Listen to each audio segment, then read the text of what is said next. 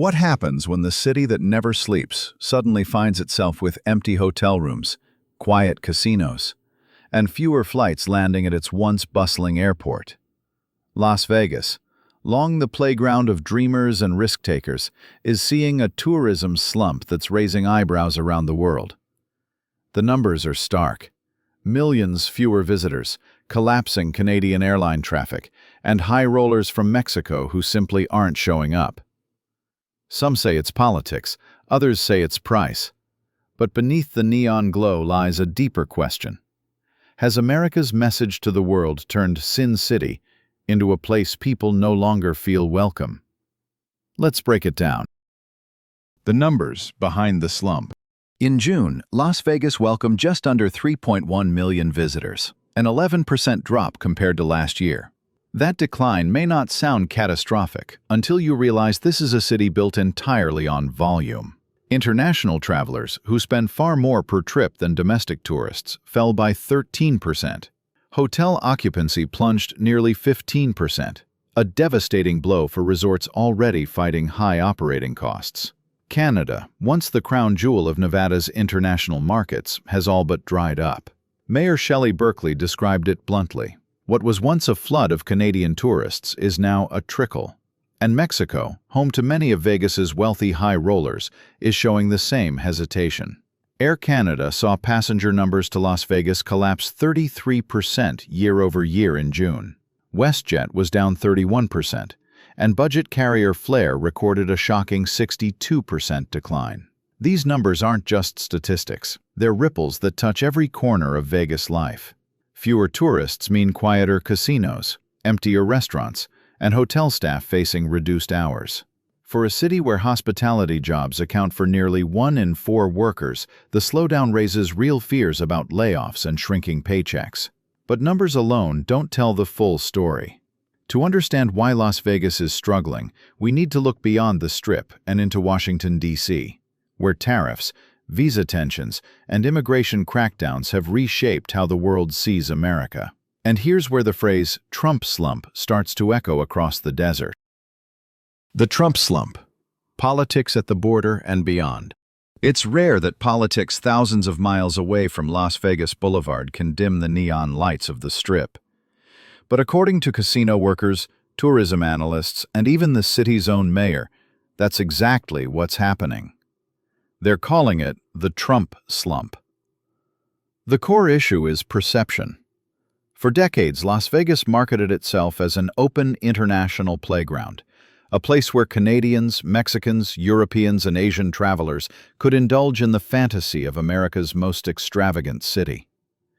Yet, as Ted Papa George, leader of the powerful Culinary Workers Union, bluntly put it, "If you tell the rest of the world they're not welcome, then they won't come." The policies at play are twofold. First, Trump's tariffs with countries like Canada and China have driven up costs. When everyday goods become more expensive, travel becomes a luxury fewer people can justify. Second, and perhaps more damaging, is the administration's hardline immigration stance. Families in Southern California with Latino ties report hesitating to visit Vegas, fearing checkpoints, harassment, or simply a hostile climate toward immigrants. That fear extends internationally, discouraging the very visitors who once flocked to casinos and convention halls. The consequences are stark.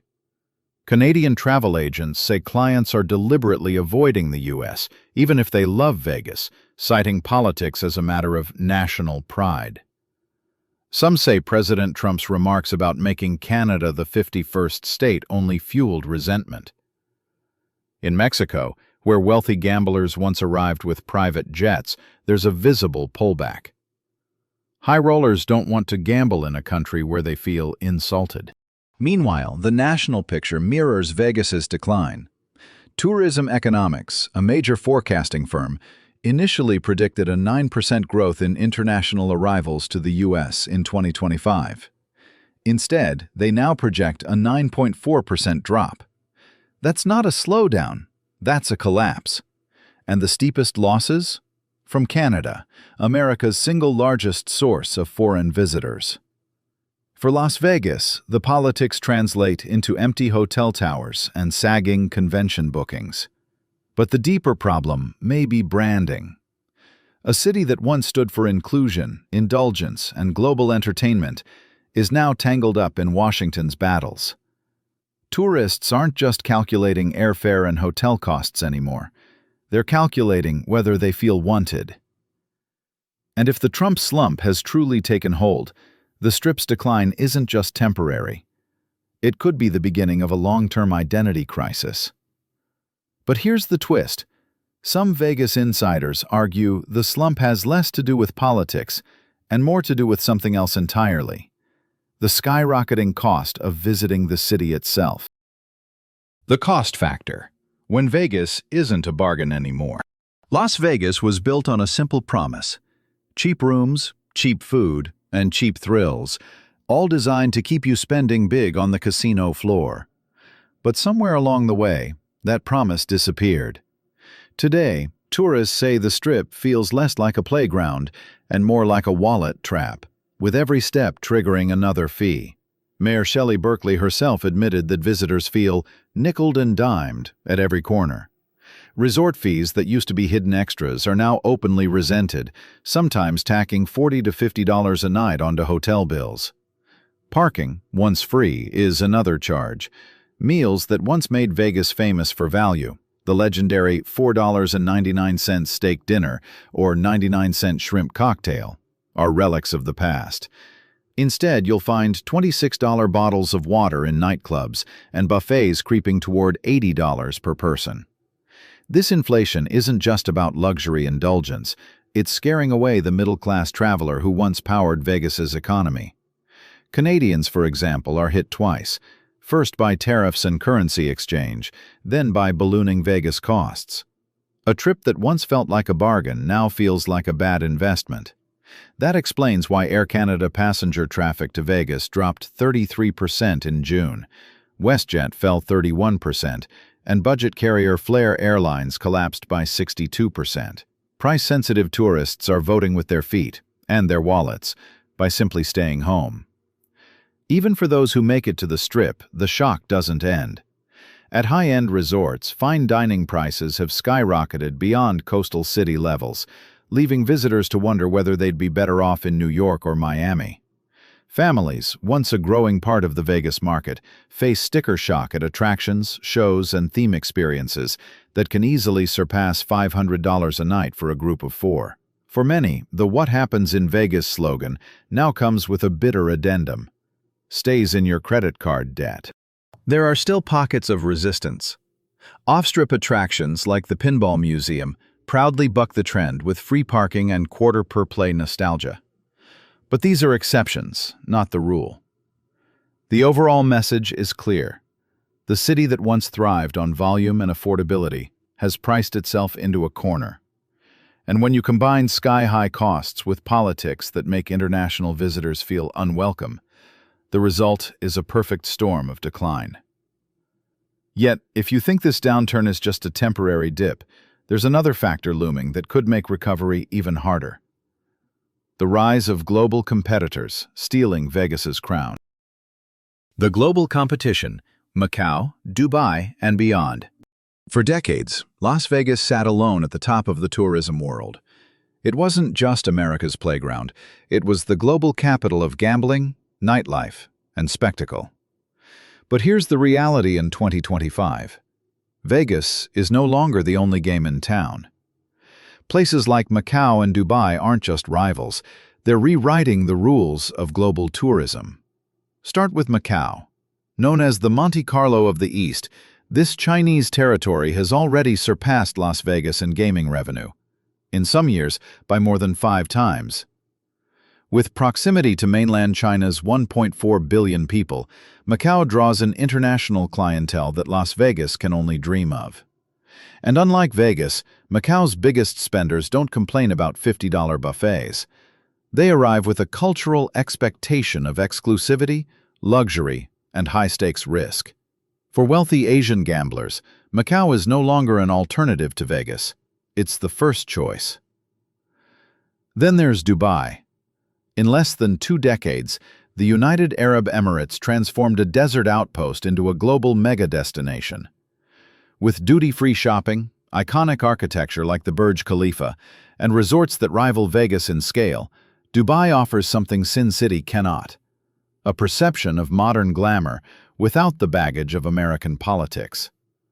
Its strategy is straightforward. Combine luxury tourism with business-friendly policies, then leverage Emirates Airlines to funnel in visitors from Europe, Asia, and Africa. The result? Dubai is siphoning away international tourists who once defaulted to Las Vegas. Even regional players are rising. Singapore's Marina Bay Sands, with its iconic rooftop infinity pool, is now a symbol of modern luxury. Manila, Vietnam, and even Mediterranean hubs like Monaco have carved niches in gaming and entertainment. Each of these destinations benefits from one thing Vegas is losing: the aura of exclusivity and value. Here's the sting: many foreign tourists now compare costs directly. Why spend thousands traveling to Las Vegas only to face tariffs, visa fees, and inflated prices, when Macau or Dubai can deliver equal or greater luxury, often closer to home? This isn't just about numbers, it's about brand erosion. Vegas used to be the aspirational trip of a lifetime. Now, in a world full of flashy competitors, it risks becoming just another overpriced option. The challenge for Las Vegas is brutal: either reinvent itself against this new global backdrop, or watch its dominance slowly slip away. And while leaders talk about reinvention, there's another problem they can't ignore: the human side. Because fewer tourists don't just mean quieter casinos, they mean workers without jobs, tips, or hope. The fallout for workers and the local economy. When most people picture a slump in Las Vegas tourism, they imagine quiet slot machines or half-empty hotels. But the real story unfolds behind the scenes, in the kitchens, casinos, and hotel corridors, where tens of thousands of workers keep the city alive. For them, this downturn isn't about lower profits on Wall Street.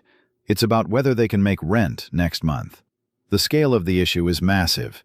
Las Vegas's hospitality sector employs nearly 300,000 workers, from cocktail servers to stagehands, from cleaners to croupiers. For decades, these jobs, though not glamorous, provided steady wages and benefits, particularly for union members. But with hotel occupancy down 15% and international visitors off 13%, hours are being cut, shifts shortened, and tips slashed. The Culinary Workers Union, representing more than 60,000 employees, calls it a crisis. Ted Papageorge, the union's chief, has been blunt. Immigration crackdowns and tariffs aren't abstract policies. They translate into empty tables, and empty tables mean lost paychecks. He coined the phrase that now echoes across the Strip: the Trump slump. For a worker who depends on a full weekend crowd to make $200 in tips, seeing half the tables unseated is devastating. Beyond the Strip, the ripple effect spreads. Rideshare drivers report fewer fares, local restaurants see less spillover business, and even entertainment performers are feeling the pinch as shows sell fewer tickets. Small businesses, the pizza shop off Tropicana, the souvenir stand near Fremont Street, rely on the same tourist volume as the mega resorts. And when tourism dips, these businesses don't have corporate reserves to soften the blow. They simply close. The human impact is stark. Some workers are already teetering on the edge of homelessness. In a city where rents have surged and home prices jumped nearly 67% since 2016, losing even part of a paycheck can push families into crisis. Locals describe it plainly: Las Vegas doesn't have a safety net. If tourism cracks, so do the lives of the people who built this city's dream. And this isn't just about individuals. The city's tax base depends on hotel occupancy and gambling revenue. A sustained slump means fewer funds for schools, public safety, and infrastructure. That creates a vicious cycle. Less investment in community services makes Las Vegas less appealing for families, further weakening the local economy. But perhaps the cruelest twist is this: while Vegas workers struggle, Other destinations are scooping up the tourists who might have kept them afloat. Which raises the next big question. If visitors aren't going to Vegas, where are they going instead? The competition gains, where the tourists are going instead. Tourism doesn't simply vanish. When people decide not to fly to Las Vegas, they redirect their dollars elsewhere. And that's exactly what's happening right now. The downturn on the Strip is fueling a surge for rival destinations, both within the U.S. and abroad. First, the domestic winners. Orlando and Seattle now top AAA's list of Labor Day destinations, with Las Vegas slipping to last place after ranking 6th just a year earlier. Families are choosing theme parks and beach towns over casinos and neon lights. Orlando offers the all-American vacation without the tariffs and political baggage. Seattle markets itself as a nature lover's gateway, where mountains and fresh air replace slot machines and smoky rooms. For many middle-class Americans, these trips simply feel like better value. Then there are the international shifts. Canada, once a reliable pipeline of Vegas tourists, is redirecting its travel demand toward Europe. Travel agents from Ontario say clients are avoiding the U.S. altogether as a matter of politics and pride. For a Canadian who once flew to Vegas for a bachelor party or long weekend, Paris or Barcelona now feels like a more welcoming and culturally rewarding choice. Mexico's high rollers, too, are increasingly taking their money to Caribbean resorts or Macau, where they feel both luxury and respect. And let's not forget Asia's mega hubs. As Macau and Singapore invest billions into integrated resorts, combining shopping, entertainment, and gaming, they've become magnets for global travelers. A visitor who might have once dreamed of the Bellagio fountains is now Instagramming from Dubai's Burj Khalifa, or sipping cocktails at Marina Bay Sands' rooftop infinity pool. These destinations don't just match Las Vegas. In many ways, they surpass it by offering novelty, exclusivity, and, importantly, fewer political obstacles. The competition doesn't even need to match Vegas's scale to win. Regional gambling spots like Atlantic City, tribal casinos in California and Oklahoma, or even smaller markets like Reno and Biloxi are attracting U.S. travelers who feel priced out of the Strip. With fewer international visitors, Las Vegas increasingly depends on domestic tourism. But when domestic travelers have cheaper, closer, or friendlier options, even that market share is at risk. The troubling truth is that tourists are not only going elsewhere, they're discovering they don't need Vegas to have the experiences they crave. And once those habits shift, they may not come back. Which brings us to the spotlight Vegas desperately tries to hold on to, its mega events. But what happens when the world stops showing up for those too? Mega events without the world. The empty spotlight problem. Las Vegas has always thrived on the big show. Boxing matches, UFC fights, Formula One, the Super Bowl, Cirque du Soleil extravaganzas. These aren't just entertainment, they're the glue that holds together the city's global image. But in 2025, a troubling question looms. What good is the spotlight if no one shows up to bask in it? Consider Formula One. In 2023, the city spent over $500 million to host its first-ever Las Vegas Grand Prix, tearing up the Strip to build grandstands, fencing, and new infrastructure. It was billed as a global event that would put Vegas back on the map. Instead, it sparked outrage. Locals complained of unbearable traffic, tourists balked at sky-high ticket prices, and global coverage focused as much on the chaos as the glamour. Yes, the cars roared past the Bellagio fountains, but many visitors left with a bitter taste, literally saying, "Never again." Then came the Super Bowl in 2024. The world watched, but insiders noticed a troubling detail. International attendance was thinner than expected. Corporate VIPs filled suites, but the average fan found prices for hotel rooms and tickets astronomical. For a city once known as affordable indulgence, Vegas is pricing its own mega events into elitism. And this isn't just about one-off events. Conventions, the lifeblood of midweek tourism, are facing the same reality. With global business travel down and rivals like Orlando, Singapore, and Dubai offering better deals, Las Vegas's once dominant convention industry has lost momentum. The Las Vegas Convention and Visitors Authority reports that bookings are lagging compared to pre-pandemic highs, and the blame is partly cost, but also politics. Why should a Canadian or European company send employees to the US if tariffs, visa delays, and tense rhetoric make it feel like hostile territory? The risk here is more than empty seats. It's about image. Mega events are supposed to broadcast Las Vegas as the center of the world stage. But when tourists stay away, the spotlight turns into a magnifying glass, exposing the cracks. Instead of a city of excitement, Vegas risks becoming a city of headlines about anger, boycotts, and overpriced disappointment.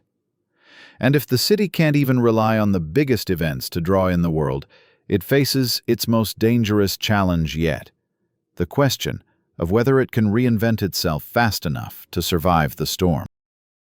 The reinvention question. Can Vegas survive its own barriers? If Las Vegas has one superpower, it's reinvention. This is a city that went from mob-run casinos to corporate mega-resorts, from Elvis impersonators to EDM superclubs, from cheap shrimp cocktails to Michelin-starred dining. Every time the world thought Vegas had peaked, it came back brighter. But today, the challenge isn't just competition or economic cycles. It's the city's own self-inflicted barriers. On one side, you have national politics painting America as unwelcoming.